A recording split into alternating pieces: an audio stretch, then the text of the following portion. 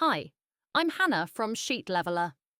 In this video, I'm going to show you how to track stock levels in Excel 365 using the scan function.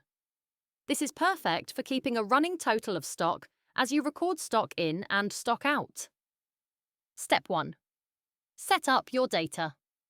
Start with your initial stock level, for example 2011, carried over from the previous month. Make sure you have two columns: stock in and stock out. Step 2. Use the scan function. Click in the cell where you want your running stock total.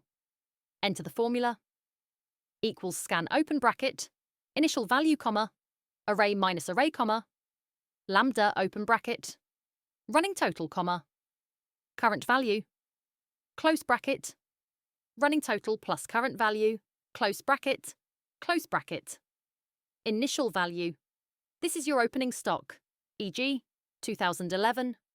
Array minus array. Subtract the stock out range from the stock in range. Lambda function tells Excel how to update the running total at each step. Press enter. Step 3. How it works. The scan function keeps recalculating the running total as it goes down the column.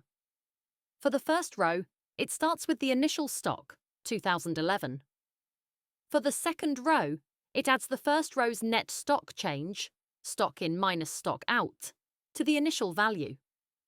This continues down the column, giving you a live running stock total. Tip: this is much cleaner than creating helper columns or manually summing each row. And that's it.